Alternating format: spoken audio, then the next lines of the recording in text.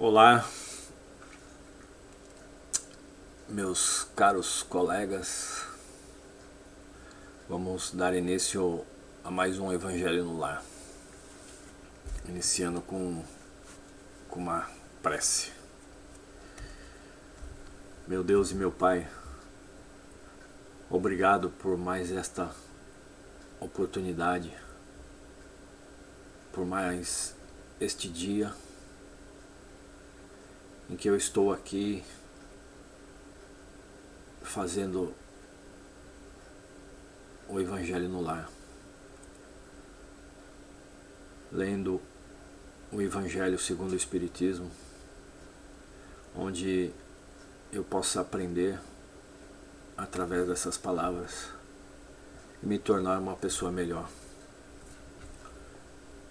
Obrigado, Senhor, em nome de Jesus Cristo, aos espíritos amigos que sempre estão me dando força para continuar nesse caminho. Peço ao Senhor que me ajude nessa caminhada, nesta jornada, onde há muitos desafios, onde todos os dias precisamos enfrentar com dificuldades. Dificuldades essas que muitas das vezes nos desmotivam, tentam nos parar, mas eu acredito que quando queremos alcançar nossos objetivos e quando buscamos, não só buscamos, mas exercitamos a nossa fé,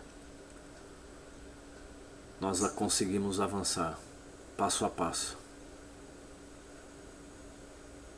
Obrigado, Senhor. Obrigado por este dia,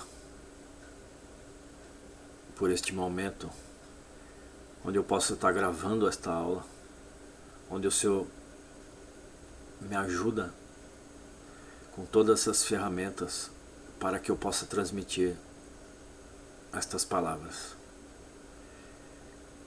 E que estas palavras possam servir de conforto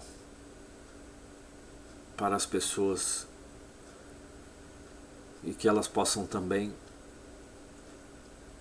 encontrar um novo sentido em suas vidas, um novo significado, assim como eu encontrei através destas palavras.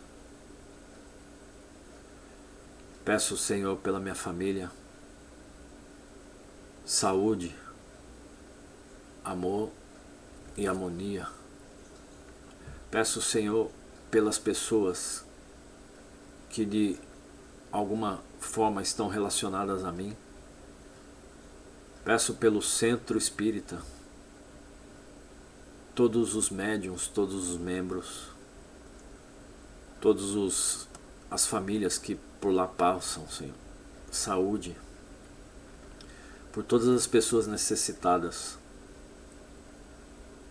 tanto no físico quanto no emocional e na alma principalmente. Que o Senhor possa intervir por todas elas. Peço pelos criminosos, meu Pai, que eles possam ter o arrependimento e encontrar o caminho da verdade, e que a justiça prevaleça, meu Pai. Peço, Senhor, pela nação, pelos nossos governantes, que eles conduzam nosso país da melhor forma possível e que nenhum mal prevaleça, meu Pai. Em nome de Jesus Cristo. Amém. Prece de Caritas. Deus nosso Pai, que tendes poder e bondade, dai força àquele que passa pela provação, dai luz àquele que procura a verdade, e ponde no coração do homem a compaixão e a caridade. Deus, dai ao viajor a estrela guia, ao aflito a consolação, ao doente o repouso.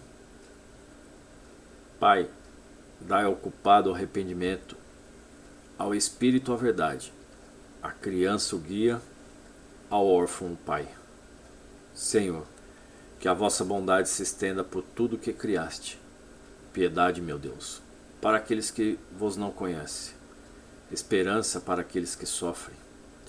Que a vossa bondade permita aos Espíritos Consoladores derramarem por toda a parte a paz, a esperança e a fé. Deus, um raio de luz, uma centelha do vosso amor pode iluminar a terra. Deixa-nos beber na fonte dessa bondade fecunda e infinita, e todas as lágrimas secarão, todas as dores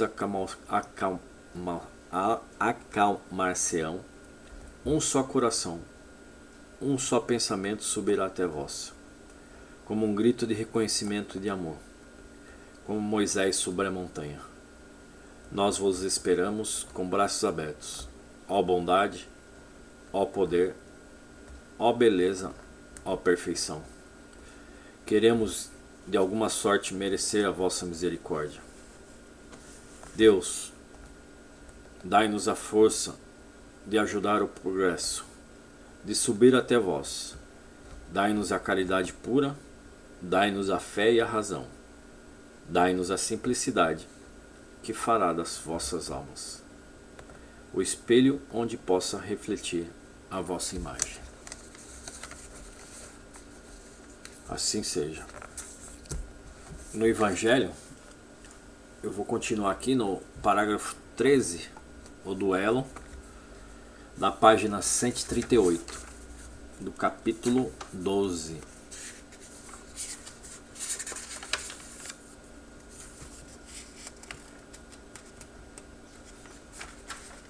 Não, do capítulo...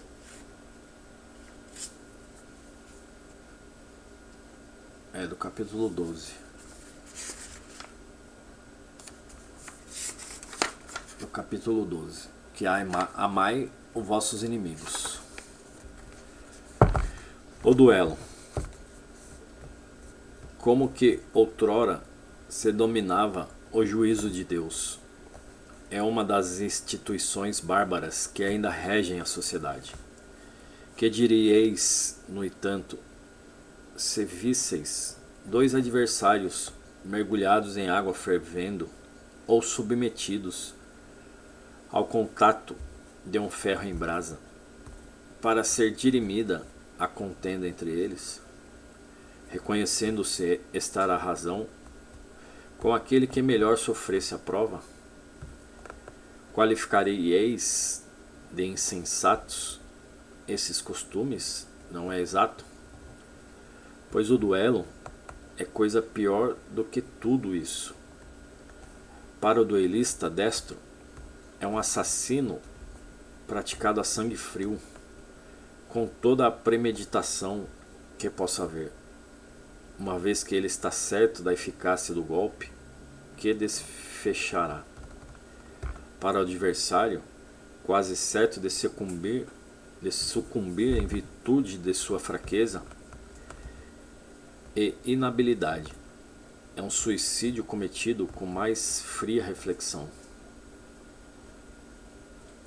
Sei que muitas vezes se procura evitar essa alternativa igualmente criminosa, confiando ao acaso a questão, mas não é isso voltar sobre outra forma ao juízo de Deus da Idade Média? E nessa época infinitamente menor era a culpa. A própria denominação de juízo de Deus indica fé. Ingênua, é verdade, porém afinal fé na justiça de Deus, que não podia consentir sucumbisse um inocente, ao passo que no duelo tudo se confia à força brutal, de tal sorte que não é raro é ofendido que sucumbe. O estúpido amor próprio tola vaidade e louco orgulho, o estúpido amor próprio, tola vaidade e louco orgulho, quando sereis substituído pela caridade cristã, pelo amor do próximo e pela humildade que o Cristo exemplificou e preceituou.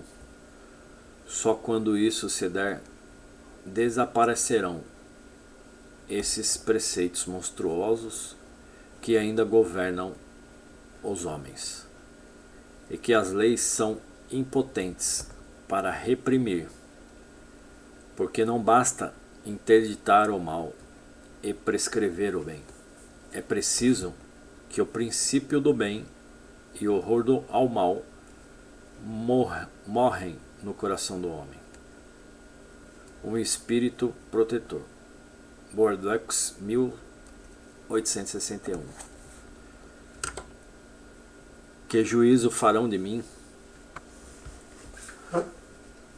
Costumais dizer, se eu recusar a reparação que se me exige, ou se não a reclamar de quem me ofendeu? Os loucos, como vós, os homens atrasados, vos censurarão. Mas os que se acham esclarecidos pelo facho de progresso intelectual e moral, dirão que procedeis de acordo com a verdadeira sabedoria.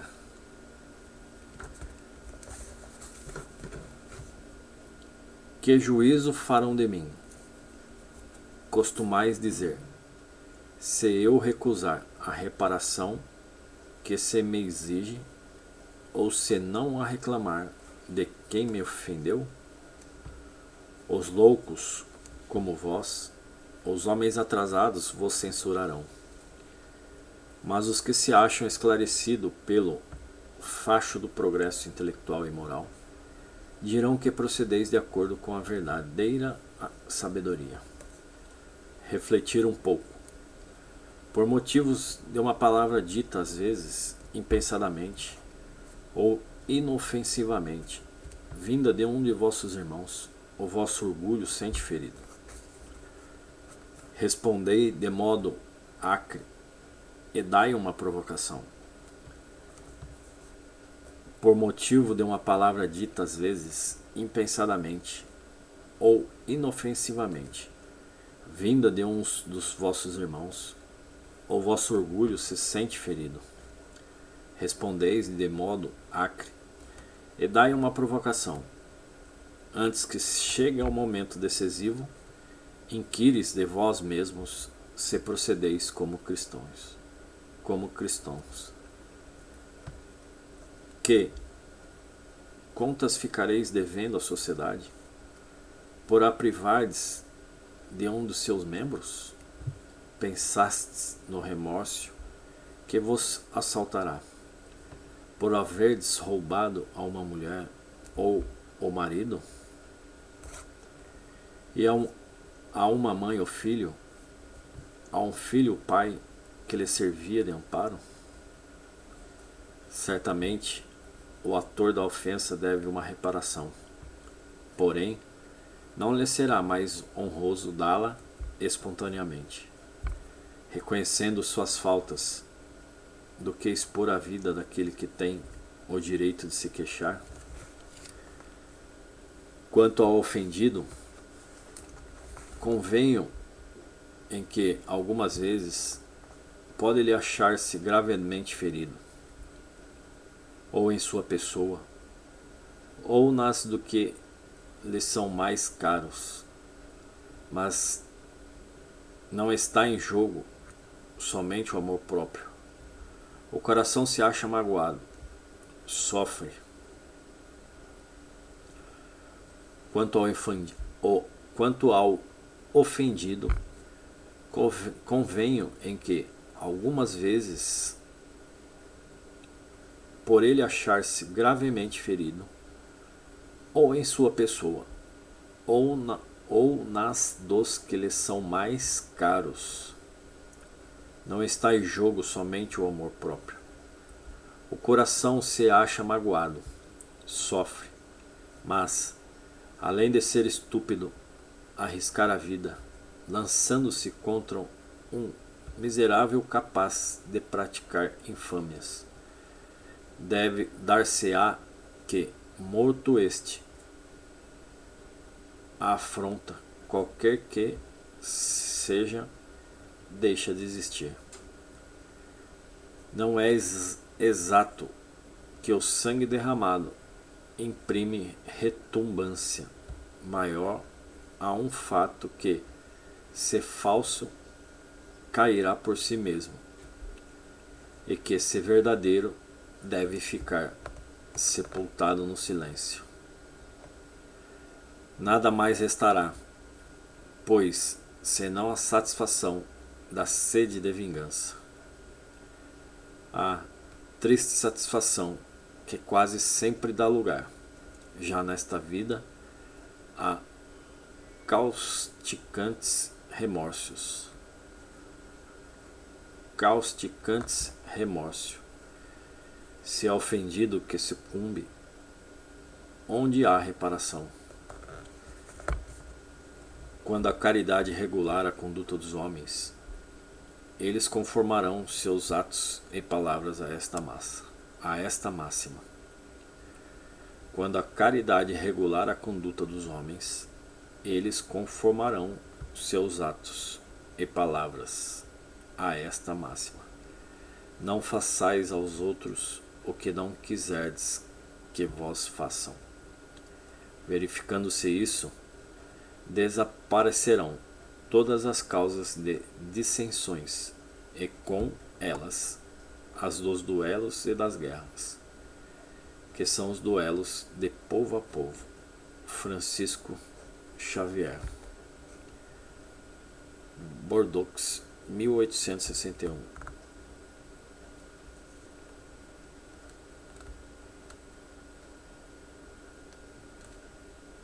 Aqui tem uma nota explicativa.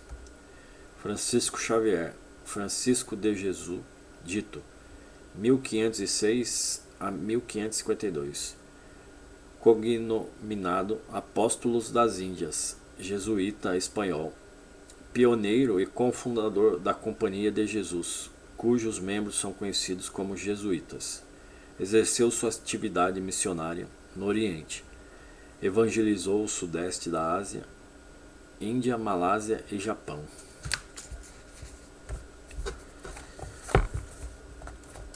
O homem do mundo, o homem venturoso, que por uma palavra chocante, uma coisa ligeira, joga a vida que lhe veio de Deus, joga a vida do seu semelhante, que só a Deus pertence.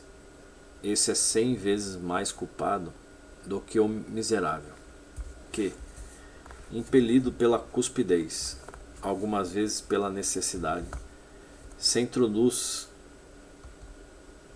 em uma habitação para roubar e matar os que se lhe opõem aos desígnios.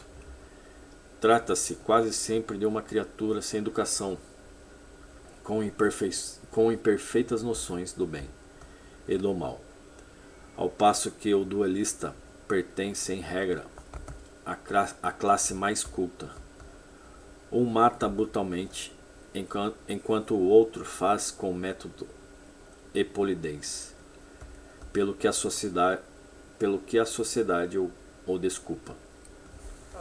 Acrescentarei mesmo que o duelista é infinitamente mais culpado do que o desgraçado que, cedendo a um sentimento de vingança, mata num momento de exasperação. O duelista não tem por escusa o arrebatamento da paixão, pois que entre o insulto e a reparação dispõe ele sempre de tempo para refletir. Age, portanto, friamente e com premeditamento desígnio. Estuda e calcula tudo para com mais segurança matar o seu adversário. É certo que também expõe a vida E é isso que reabilita o duelo aos olhos do mundo, que nele então só vê um ato de coragem e pouco caso da vida. Mas haverá coragem da parte daquele que está seguro de si?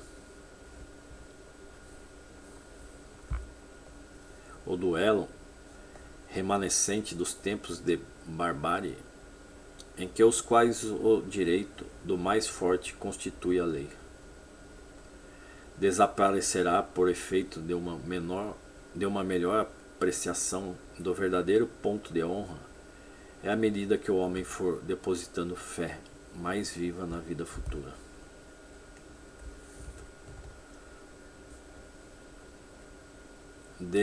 Desaparecerá por efeito de uma melhor apreciação do verdadeiro ponto de honra, é à medida que o homem for depositando fé mais viva na vida futura. Agostinho, Bordeaux, 1861.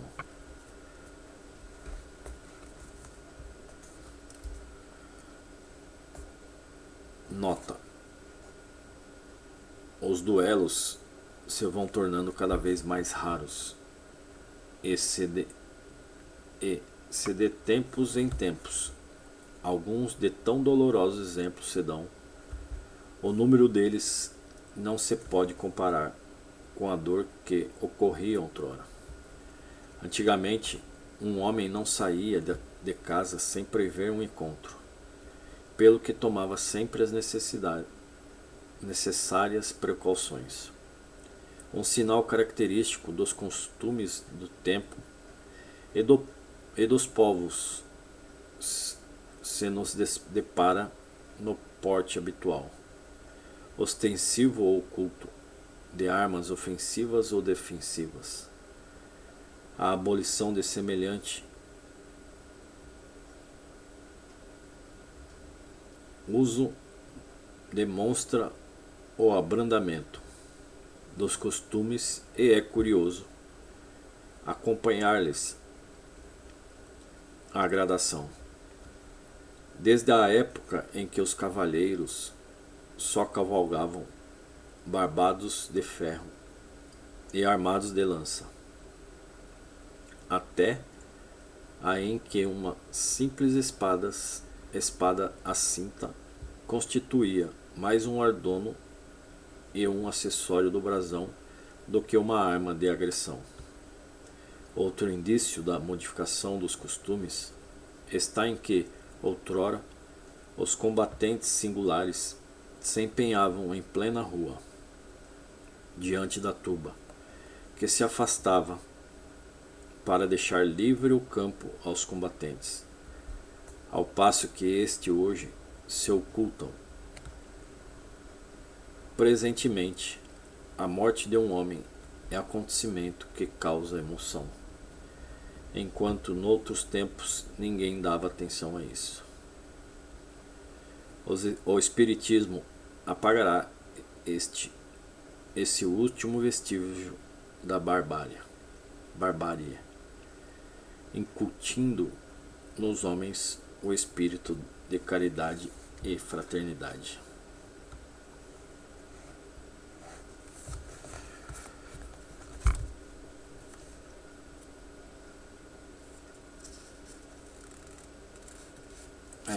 O duelo hoje existe, mas é de uma forma diferente, né? Como antigamente, que antes a morte não causava nada às pessoas, né? Antigamente matava por matar,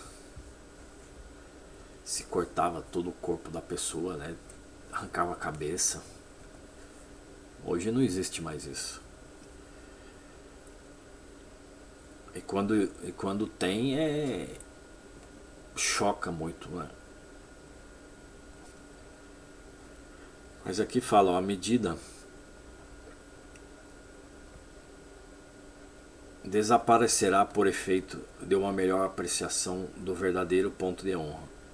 E à medida que o homem for depositando fé mais viva na vida futura, as coisas vão melhorando. Assim como eu, né? Que comecei agora, a fazer o Evangelho, a conhecer a palavra do Evangelho, né? E quando a gente aplica na nossa vida, começa a aplicar na nossa vida, as coisas começam a tomar um outro sentido, né? Um outro significado. Eu vejo por mim mesmo as dificuldades que eu passo, elas são diferentes como antigamente, né? Antes eu ficava, quando tinha uma dificuldade, eu levava muito mais tempo para ficar bem psicologicamente. Hoje eu entendo que uma dificuldade me faz evoluir como pessoa, me faz eu aprender, né? E nas orações que a gente faz, né? A gente pede paciência, pede sabedoria, pede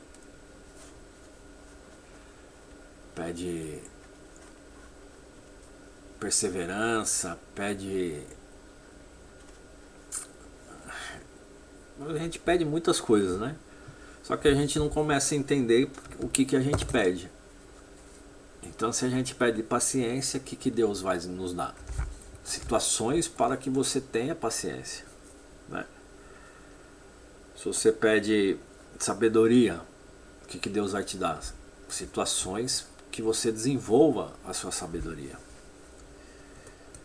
Então, quando eu comecei a fazer o Evangelho no Lar, que foi em agosto, né, do ano passado, 2022, agosto de 2022, foi a primeira vez que eu fiz um Evangelho no Lar sozinho. Comecei, comprei o livro, né?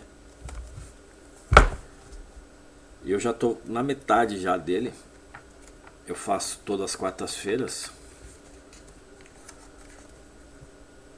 Então eu vejo que essas palavras aqui, esse ensinamento aqui, é diferente da Bíblia, né? A Bíblia ela te ensina, que eu leio a Bíblia e condiz com o que está escrito aqui. Aqui é uma versão mais atualizada. Ela te ensina mesmo como que se deve ser feito, né? Aqui, por exemplo, nesse último parágrafo do capítulo 12, ele fala que o Espiritismo apagará estes últimos vestígios da barbárie, incutindo nos homens o espírito da caridade e da fraternidade. Infelizmente está um pouco longe, né, da fraternidade.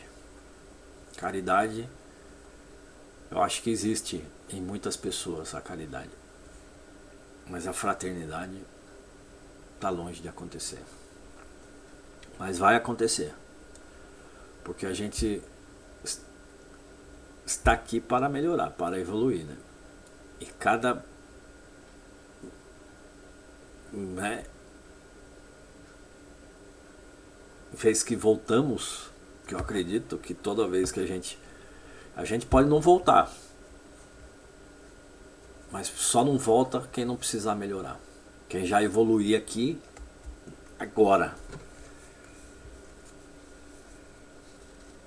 Mas eu acho que dá tempo, né, da gente melhorar, dá tempo da gente evoluir. Tá certo, gente? Próxima quarta-feira vamos entrar no capítulo 13. Não saiba a vossa mão esquerda o que dê a vossa mão direita. Fazer o bem sem ostentação. Não é legal? É muito bom, né? Vamos fazer um agradecimento aqui, depois mais uma prece final.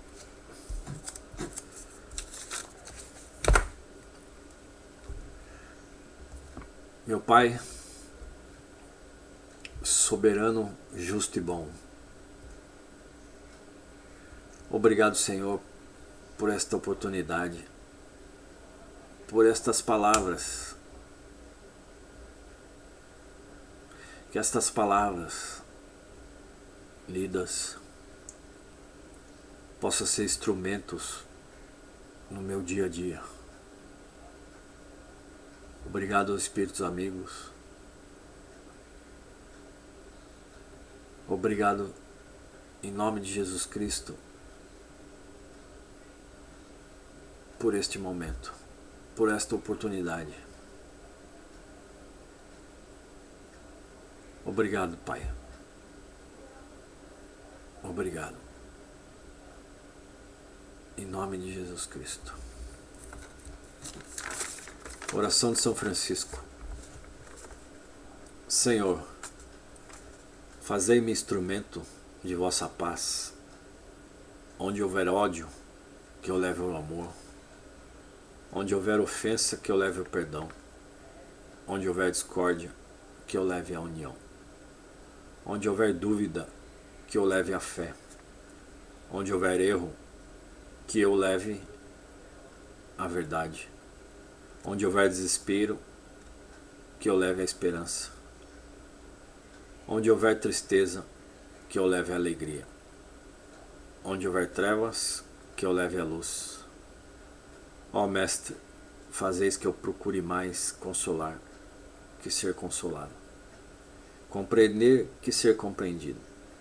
Amar que ser amado.